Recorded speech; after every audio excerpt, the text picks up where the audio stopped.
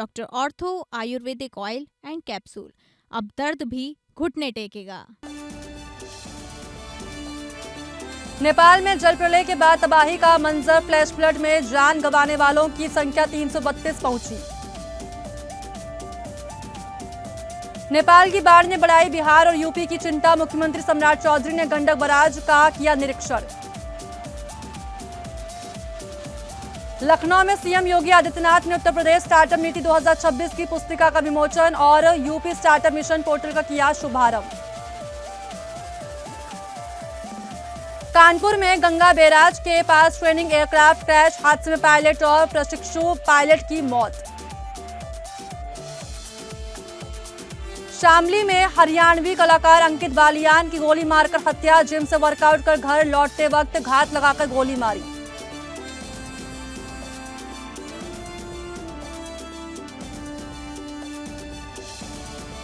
नमस्कार, स्वागत है आप सभी का हमारे इस बुलेटिन में। मैं हूं आपके साथ साक्षी मिश्रा। तो चलिए खबरों का रुख करते हैं। नेपाल के रसुवा क्षेत्र में भोटेकोशी नदी में भीषण बाढ़ से भारी तबाही देखने को मिली है। नेपाल में आए इस विनाशकारी फ्लैश फ्लड में जान गंवाने वालों की संख्या की बात करें तो लगभग 300 पहुंच गई है।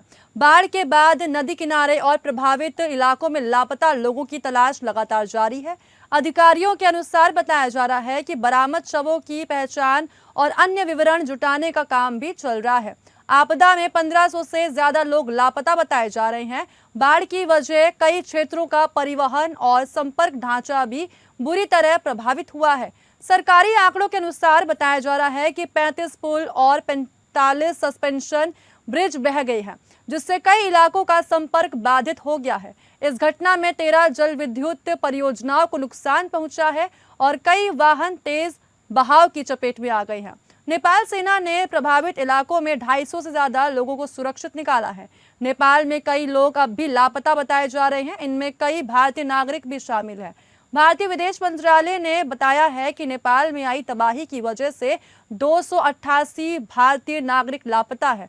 लापता लोगों की तलाश जारी है। बाढ़ से तबाह नेपाल में कई लोगों के फंसे होने पर एमईए के स्पोक्सपर्सन रणधीर जायसवाल ने कहा है कि नेपाल में फंसे तमिलनाडु के 21 भारतीय नागरिकों को सुरक्षित रेस्क्यू कर लिया गया है। ये सभी भारतीय नागरिक कैलाश मानसरोवर यात्रा के लिए नेपाल गए थे। नेपाल में आई भीषण बाढ़ और फ्लैश फ्लड के बाद ये वहां फंस गए थे, जिसके बाद रेस्क्यू ऑपरेशन चलाकर इन्हें सुरक्षित निकाला गया। विदेश मंत्रालय ने नेपाल में बाढ़ के बाद लापता भारतीयों को लेकर बड़ा अपडेट दिया है। मंत्रालय ने कहा है कि संभव है कि कुछ लापता भारतीय चीन की तरफ भी हों। एमईए के मुताबिक जैसा कि पहले बताया गया था कि करीब 200 भारतीय भी अब भी चीन की तरफ फंसे हुए हैं। विदेश मंत्रालय ने कहा कि स्थिति लगातार बदल रही है और रेस्क्यू एवं लापता लोगों से जुड़ी जानकारी भी नियमित रूप से अपडेट हो रही है। इसी बीच नेपाल में आई भीषण बाढ़ के बाद उत्तर प्रदेश और बिहार में भी प्रशासन अलर्ट पर है। गंडक, नारायणी और कोसी नदी के जलस्तर पर नजर रखी जा रही है। यूपी के महाराजगंज और कुशीनगर समेत बिहार के संवेदनशील इलाकों में प्रशासन को अलर्ट किया गया है। गृह मंत्रालय समेत कई केंद्रीय मंत्रालय लगातार स्थिति की मॉनिटरिंग कर रहे हैं। तो त्रिशूली के जो प्रोजेक्ट है उनसे हमारी बातचीत हो रही है, लेकिन जैसा कि मैंने बताया कि जो 3-4 जिले हैं जो इससे ग्रसित हैं, वहाँ पर जो भी संचार के माध्यम है सब टूट चुके हैं, तो किसी से कोई बात नहीं हो पा रही है। तो एक बार ज्यों-ज्यों स्थिति बेहतर होगा हम लोगों को और सूचना मिलेगी, जिससे हम आपको साझा करेंगे। नेपाल में आई भीषण आपदा और सैलाब के बाद बिहार के मुख्यमंत्री सम्राट चौधरी गुरुवार को वाल्मीकि नगर पहुंचे। उन्होंने इंडो नेपाल सीमा पर स्थित गंडक बराज और उसके विभिन्न फाटकों का निरीक्षण किया। मुख्यमंत्री ने गंडक नदी के जलस्तर का जायजा लेते हुए जल संसाधन विभाग के अधिकारियों से मौजूदा स्थिति और संभावित प्रभावों की जानकारी ली। मुख्यमंत्री सम्राट चौधरी के साथ जल संसाधन मंत्री विजय चौधरी भी मौजूद रहे। जल संसाधन विभाग के अधिकारियों ने मुख्यमंत्री को सीमावर्ती क्षेत्र की स्थिति से अवगत कराया। अधिकारियों ने नेपाल में आई बाढ़ के बाद गंडक नदी पर पड़ने वाले संभावित प्रभाव और प्रशासनिक स्तर पर की गई तैयारियों की जानकारी दी। मुख्यमंत्री ने संवेदनशील क्षेत्रों पर लगातार नजर रखने का निर्देश दिया। सम्राट चौधरी ने कहा है कि फिलहाल बिहार समेत पूर्वी उत्तर प्रदेश में बाढ़ की संभावना टल गई है। स्थिति धीरे धीरे सामान्य हो रही है। इसके बावजूद नेपाल में आई भीषण आपदा को देखते हुए सीमावर्ती इलाकों में सतर्कता बनाए रखना जरूरी है। उन्होंने अधिकारियों को किसी भी परिस्थिति से निपटने के लिए तैयार रहने को कहा है। साथ ही उन्होंने कहा है कि नेपाल में आई बाढ़ के मद्देनजर बगहा, वाल्मीकि नगर, बेतिया और मोतिहारी में स्थिति का जायजा लिया गया है। संभावित प्रभावों, एहतियाती उपायों, सुरक्षा और राहत बचाव कार्यों को लेकर प्रशासनिक तैयारियों की समीक्षा की गई है। संबंधित अधिकारियों को पूरी तत्परता के साथ आवश्यक कदम उठाने के निर्देश भी दिए गए हैं। आया ये चिंता का विषय है, सबको चिंता भी करनी पड़ेगी। आदरणीय प्रधानमंत्री जी, आदरणीय गृह मंत्री जी लगातार बिहार की स्थिति को भी देख रहे हैं, उत्तर प्रदेश की भी स्थिति को देख रहे हैं। अब धीरे धीरे चीजें समान हो रही है। बारिश हुआ है, उसका कुछ पानी अधिक आ रहा है, लेकिन लगभग 1 लाख क्यूसेक के आसपास का आज पानी डिस्चार्ज हो रहा है। अब धीरे धीरे यहाँ से लेकर पटना तक की स्थिति समान। नेपाल के रसुवा जिले में ग्लेशियर जनित झील फटने से आए सैलाब के बाद नारायणी नदी के जलस्तर में बढ़ोतरी की संभावना को देखते हुए कुशीनगर प्रशासन अलर्ट हो गया है। वाल्मीकि बैराज से करीब 2,50,000 से 3 लाख क्यूसेक तक पानी का डिस्चार्ज होने की संभावना जताई गई है। संभावित बाढ़ की स्थिति को देखते हुए जिलाधिकारी महेंद्र सिंह तंवर ने पुलिस अधीक्षक के साथ नारायणी नदी के तटवर्ती एवं संवेदनशील शिवपुर क्षेत्र का स्थलीय निरीक्षण किया है। उन्होंने नदी के जलस्तर और संभावित प्रभाव वाले क्षेत्रों की जानकारी अधिकारियों से ली। डीएम ने शिवपुर सहित आसपास के गांवों में ग्रामीणों से संवाद कर उन्हें सतर्क रहने की अपील की। उन्होंने कहा कि प्रशासन की ओर से जारी चेतावनियों का पालन करें और नदी के आसपास जाने से बचें। ग्रामीणों से पशुओं को भी निचले एवं नदी किनारे के क्षेत्रों से सुरक्षित स्थानों पर रखने को कहा गया है। साथ ही संभावित आपात स्थिति से निपटने के लिए एसडीआरएफ की टीम को आवश्यक राहत एवं बचाव उपकरणों के साथ अलर्ट मोड पर रखा गया है। डीएम ने अधिकारियों को संवेदनशील क्षेत्रों में लगातार निगरानी रखने, जलस्तर में बदलाव की सूचना तत्काल उच्चाधिकारियों को देने तथा जरूरत पड़ने पर लोगों को सुरक्षित स्थानों पर पहुंचाने की तैयारी रखने के निर्देश दिए हैं। उन्होंने ग्राम स्तर पर कर्मचारियों और जनप्रतिनिधियों के माध्यम से लोगों को लगातार जागरूक करने तथा अफवाहों पर ध्यान न देकर केवल प्रशासन की आधिकारिक सूचनाओं पर भरोसा करने की अपील की है। जिलाधिकारी ने कहा है कि प्रशासन पूरी स्थिति पर नजर बनाए हुए हैं और सभी संबंधित विभागों को अलर्ट मोड पर रखा गया है। किसी भी आपात स्थिति में राहत एवं बचाव कार्य तत्काल शुरू करने के लिए आवश्यक व्यवस्थाएं तैयार हैं। नेपाल में आई भारी तबाही के बाद कुशीनगर से होकर जाने वाली नारायणी नदी का जलस्तर काफी बढ़ने की आशंका जताई जा रही थी। जिस प्रकार से रात 8 बजे तक लगातार 1.5 लाख से अधिक क्यूसेक पानी इस गंडक नदी बैराज से छोड़ा गया था, ऐसे में आशंका जताई जा रही थी कि अचानक नेपाल से आने वाली नारायणी नदी का जलस्तर वो काफी बढ़ सकता है। ऐसे में कुशीनगर के खड्डा तहसील और तमकुही तहसील की जो स्थिति है वो काफी भयावह हो सकती है। इसको लेकर डीएम और एसपी ने बीते दिन दौरा भी किया था और लोगों को जागरूक किया था। लगातार उनका कहना है कि लोग पैनिक न हो और स्थिति पर नजर बनाए रखें। अगर हम बात करें प्रशासनिक अमले की, तो निचले स्तर के अधिकारी भी मौजूद रहे लोगों के बीच, तो लोगों को समझाते रहे कि पैनिक होने की जरूरत नहीं है। लेकिन कहीं ना कहीं जो नेपाल का भयावह स्थिति थी, उस स्थिति को लेकर लोगों के मन में डर जरूर था। लोगों का कहना है कि पूरी रात लोगों ने जगकर बिताया है। अगर हम बात करें अभी की, जो सुबह 7 बजे 90,000 क्यूसेक पानी छोड़ा गया है, जिसके बाद से जो नदी का स्तर है वो सामान्य है। ऐसे में लोगों के मन में जो डर था वो कहीं ना कहीं समाप्त होता दिख रहा है। मैं अभी मौजूद हूँ वाल्मीकि नगर के गंडक बैराज पर। वह बैराज जो कि कल लगातार पानी का जो जलस्तर है जो नदी का वो बढ़ रहा था, जिसके चलते सभी फाटक खोल दिए गए थे। लेकिन अभी की स्थिति जो है वो सामान्य है, क्योंकि 90,000 क्यूसेक पानी छोड़ा गया था। अभी आप देख सकते हैं कि किस प्रकार से ये जो इस बैराज से जो पानी जा रहा है, पानी में किस प्रकार से मलबे कचरा जा रहे हैं। यह साफ उस भयावह मंजर को दिखाता है जो नेपाल में घटी, क्योंकि इसमें जो पानी साफ होना चाहिए उसमें मिट्टी और लकड़ी उकड़ी आ रहा है। यहाँ के स्थानीय लोग भी देख सकते हैं किस प्रकार से लकड़ियां बीनते हुए दिखाई दे रहे हैं, जो कि निश्चित तौर पर जान को जोखिम में डालकर ये काम जरूर कर रहे हैं। इसको लेकर प्रशासन भी मना कर रहा है। वहीं दूसरी तरफ अगर हम बात करें उस भयावह मंजर की, जिसको लेकर कुशीनगर के तटीय इलाकों के लोग जो कि निचले इलाके में थे वो काफी डरे हुए थे। प्रशासन ने उन्हें समझाया है कि आप लोग निचले इलाके में न जाएं, ऊंचे इलाके में रहें, ऊंचे स्थानों पर रहें। और इसको लेकर अभी भी अगर गाँव की बात करें तो गाँव में एसडीआरएफ और एनडीआरएफ की टीम तैनात है, जल पुलिस और पीएसी तैनात की गई है। राजकुमार गिरी, एपीएन न्यूज़, कुशीनगर। मुख्यमंत्री योगी आदित्यनाथ ने उत्तर प्रदेश में स्टार्टअप इकोसिस्टम को नई गति देने के उद्देश्य से उत्तर प्रदेश स्टार्टअप नीति 2026 की पुस्तिका का विमोचन और Uttar Pradesh startup mission portal का शुभारंभ किया है।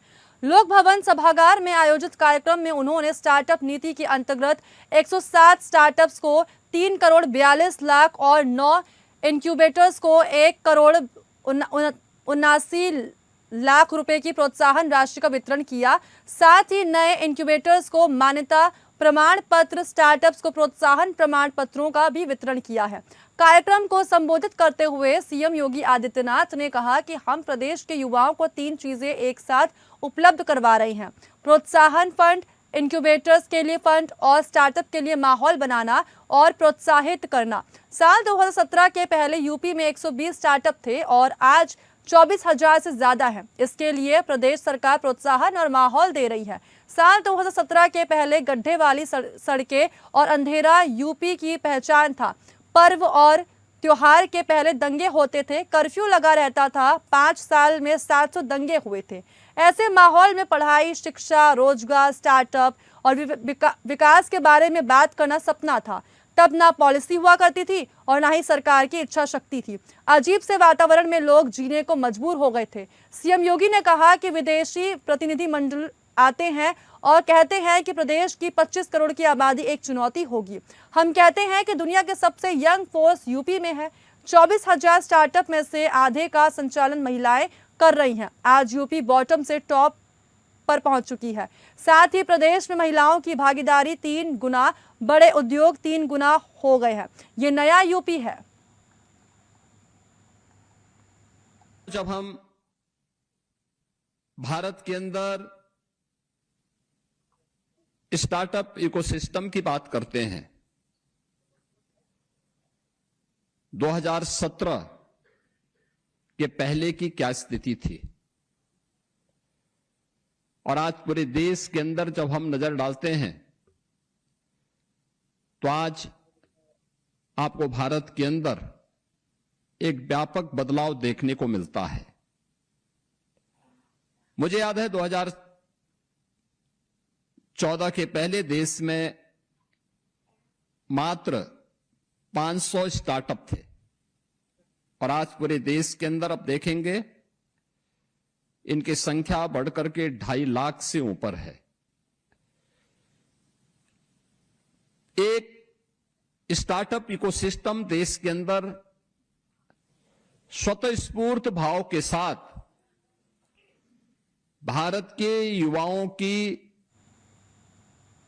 उन सपनों की उड़ान को एक स्पीड देता हुआ दिखाई देता है।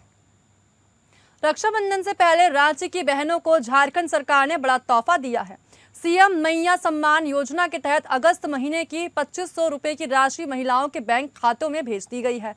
रांची जिले की 3,95,692 महिलाओं को इसका फायदा मिला है। सरकार ने सभी लाभुकों के खातों में कुल 98 करोड़ 92 लाख 30 हजार रुपए ट्रांसफर किए गए हैं। ये पैसा सीधे बैंक खातों में भेजा गया है ताकि महिलाओं को किसी तरह की परेशानी ना हो। इस योजना का मकसद महिलाओं को आर्थिक मदद देना और उन्हें अपने पैरों पर खड़ा करना है। रांची जिला प्रशासन का कहना है कि कोशिश है कि योजना के लिए पात्र कोई भी महिला इस मदद से छूट ना जाए। प्रशासन की ओर से भुगतान की प्रक्रिया पर लगातार नजर रखी जा रही है। सरकार का कहना है कि मैया सम्मान योजना महिलाओं के सम्मान और आत्मनिर्भरता की दिशा में एक बड़ा कदम है।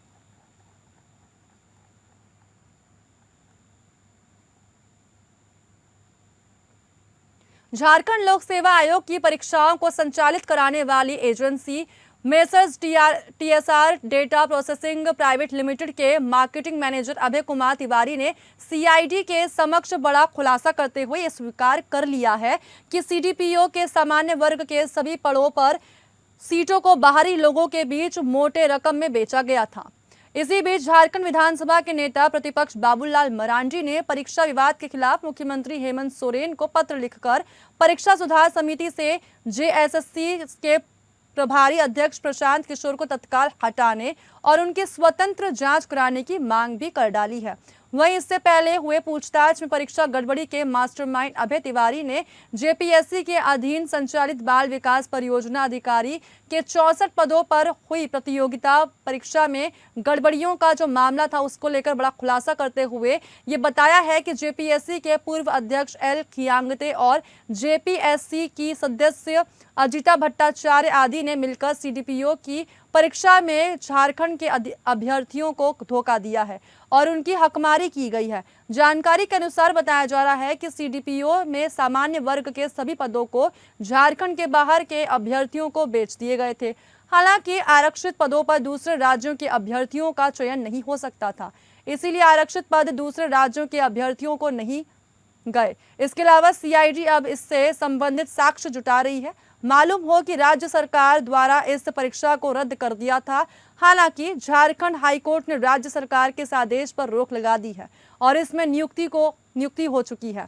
साथ ही गौरतलब ये भी है कि इस परीक्षा में अनारक्षित श्रेणी के 34, एससी श्रेणी के 2, एसटी श्रेणी के 21, बीसी 1 के 1 तथा आर्थिक रूप से कमजोर श्रेणी के 6 पद सम्मिलित थे।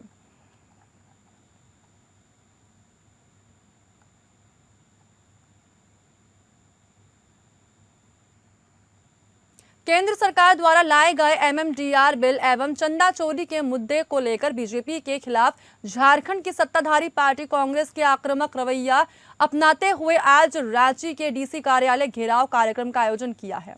दरअसल रांची जिला कांग्रेस कमेटी के अध्यक्ष सोमनाथ मुंडा के नेतृत्व में आज सुबह 11 बजे मोरहाबादी स्थित बापू वाटिका से डीसी कार्यालय तक एक दिवसीय धरना प्रदर्शन किया गया। तो वहीं दूसरी ओर झारखंड विधानसभा के नेता प्रतिपक्ष बाबूलाल मरांडी ने खान एवं खनन संशोधन विधेयक के समर्थन में अपनी बात रखते हुए राज्य सरकार पर अवैध कोयला कारखाने से खनन करने और उससे आने वाले रकम के दुरुपयोग का आरोप लगाया है। इससे पहले पूर्व मुख्यमंत्री रघुवर दास भी कल रांची में प्रेस कॉन्फ्रेंस के जरिए एमएमडीआर बिल के फायदे गिनाते हुए झामुमो पर जमकर निशाना साधा था। टैक्स से 7,500 करोड़, कोयला से रॉयल्टी झारखंड को कितना मिलता है? 22,000 करोड़ का किया था, 18,000 ही मिल पाए। अभी तो बीसीसीएल वगैरह में तो कोयला का प्रोडक्शन ही कम हो गया, बिक नहीं रहा है कोयला। क्यों लेगा भाई? अब नहीं बिक रहा है तो इन लोगों को तो फायदा है, क्योंकि इलीगल जितना भी यहाँ झारखंड में जो कारखाना है उस सब कारखाना में इलीगल कोयला जा रहा है। इलीगल इसलिए जा रहा है कि उसको टैक्स नहीं देना पड़ेगा। 13,000 13,500 करोड़ रुपया, 13,500 रुपया कम में कोयला अगर मिल जाएगा इलीगल तो वही जलाते हैं बेचारा। तो इसलिए इन लोगों को तकलीफ है। छत्तीसगढ़ के हजारों युवाओं के लिए बड़ी सौगात देते हुए वन विभाग में रिक्त 1,484 वन रक्षक पदों की भर्ती प्रक्रिया को तेज कर दिया गया है। दरअसल 13 दिसंबर 2026 को लिखित परीक्षा आयोजित की जाएगी। शारीरिक मापदंड एवं शारीरिक दक्षता परीक्षा सफलतापूर्वक पूर्ण करने वाले 16,762 अभ्यर्थी लिखित परीक्षा में शामिल होंगे। वन एवं जलवायु परिवर्तन मंत्री केदार कश्यप के विशेष प्रयासों और भर्ती प्रक्रिया की सतत समीक्षा के परिणाम स्वरूप लंबित मामलों का त्वरित निराकरण करते हुए लिखित परीक्षा कार्यक्रम को समयबद्ध रूप से अंतिम रूप दिया गया है। मंत्री केदार कश्यप ने विभागीय अधिकारियों को स्पष्ट निर्देश दिए हैं कि युवाओं के भविष्य से जुड़ी इस भर्ती प्रक्रिया को सर्वोच्च प्राथमिकता देते हुए पारदर्शी तरीके से जल्द पूरा किया जाए। वन विभाग के जो भर्तियां हैं वन रक्षकों के, वो लगभग 1484 पदों पर भर्ती किया जा रहा है और उसकी जो शारीरिक परीक्षा है, जो लिप की परीक्षा और होनी है, उसके दृष्टि से लगातार हम प्रयास कर रहे थे व्यापम के माध्यम से हो, लेकिन अब क्योंकि कर्मचारी चयन मंडल आ गया है और कर्मचारी चयन मंडल के माध्यम से ही अभी अपडेट आया है कि दिसंबर महीना में संभावित उसकी तिथि आई है, दिसंबर 2026 तक इसकी जो परीक्षा है वो आयोजित होगी, जिसमें लगभग 16,762 अभ्यर्थी उसमें कहते हैं सम्मिलित होंगे, जो पात्र पाए गए तो वो सम्मिलित होंगे और परीक्षा के बाद में जो 1484 पदों की दृष्टि से उसकी भर्ती की प्रक्रिया पूर्ण। महाराष्ट्र के मालेगांव में टीपू सुल्तान की तस्वीर को लेकर एक बार फिर से सियासी विवाद गर्माता नजर आ रहा है। मालेगांव महानगर पालिका की डिप्टी मेयर शाह ने हिंद निहाल अहमद के रेनोवेट किए गए ऑफिस में टीपू सुल्तान की तस्वीर दोबारा दिखाई दी है। दरअसल डिप्टी मेयर के नए कार्यालय में छत्रपति शिवाजी महाराज, डॉक्टर बाबा साहेब अम्बेडकर समेत कई महापुरुषों की तस्वीर लगी हुई है। इन्हीं तस्वीरों के साथ टीपू सुल्तान की तस्वीर भी नजर आने के बाद एक बार फिर राजनीतिक माहौल गर्म हो चुका है। में ऑफिस में देरी हुई, लेकिन उसमें आचार संहिता की वजह से दिक्कत आई, लेकिन बहरहाल ऑफिस का इफ्तिताह हो गया है। देखिए, जिस वक्त हमने मेयर साहबा ने और मैंने चार्ज लिया था उस वक्त अंडर कंस्ट्रक्शन थी, तो जो तस्वीर आप टीपू सुल्तान साहब की तस्वीर बोल रहे हैं वो लगाई गई थी, और उस पर जो विवाद ये हुआ कि वो हटा दी गई, वो हटाई नहीं गई थी, अंडर कंस्ट्रक्शन थी, और वो होने के बाद जो हमारी बात थी कि हम दोबारा तस्वीर लगाएंगे वो हमने लगाई। पूरा हिंदुस्तान जो है वो संविधान पे चलता है। आज हिंदुस्तान का हर शहरी का यकीन जो है वो संविधान पे है। उस संविधान की बुक में इजाज़त है कि टीपू सुल्तान साहब की शहादत आज़ादी के लिए हुई, तो उसमें उनकी शहादत की कद्र करने के लिए उनका फ़ोटो लगाया। कानपुर गंगा बैराज के पास नट्टूपुरवा गांव में गुरुवार को एक ट्रेनिंग एयरक्राफ्ट के दुर्घटनाग्रस्त होने से हड़कंप मच गया है।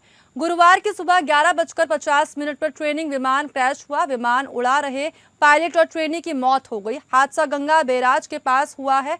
जिस वक्त विमान हवा में डगमगाया वो करीब 100 फीट ऊपर था। संतुलन बिगड़ने के बाद विमान पेड़ों से टकराता हुआ नीचे जा गिरा, फिर तेज धमाका हुआ। दुर्घटना स्थल पर स्थानीय लोगों की भीड़ जुट गई। गुरुवार करीब 12:15 पर पुलिस और प्रशासन की टीम मौके पर पहुंची।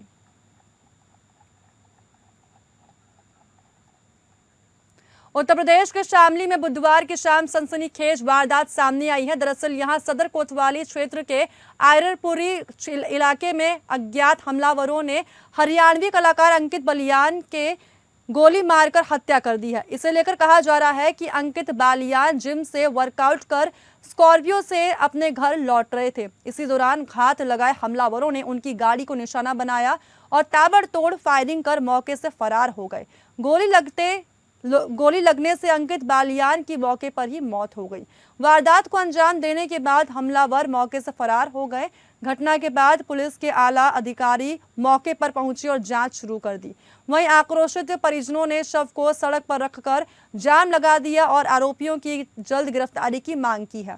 अंकित बालियान शामली जनपद के बाबरी थाना क्षेत्र के गांव बंती खेड़ा के रहने वाले बताए जा रहे हैं। वो हरियाणवी संगीत और कला के क्षेत्र में सक्रिय थे। एक हरियाणवी गाने से उन्हें पहचान मिली थी और हरियाणा, उत्तर प्रदेश समेत आसपास के राज्यों में उनकी अच्छी खासी फैन फॉलोइंग बताई जाती है। कहा जा रहा है कि अंकित बालियान इस बार जिला पंचायत सदस्य का चुनाव लड़ने की तैयारी भी कर रहे थे। एक हमारे 112 पे कॉल गई थी, इसमें जानकारी हुई कि एक अंकित बालियान जो बंती खड़ा के मूल निवासी है, वो जिम करने आते थे यहाँ पे, और आज जैसे ही जिम से निकले वैसे 3-4 लड़के को गोली मार दी, उनकी मौके पे मौत हो गई। उनको तत्काल हमने मौचरी भिजवा दिए हैं और हमारी स्वाट सर्विलांस, हमारे सचिव कोतवाली, हमारे एसपी साहब लोग लगे हुए इसमें। बहुत जल्दी घटना का मोटिव और मुझे बता कर इसको लोग दे पाएंगे। इस बुलेटिन में बस इतना ही। नमस्कार।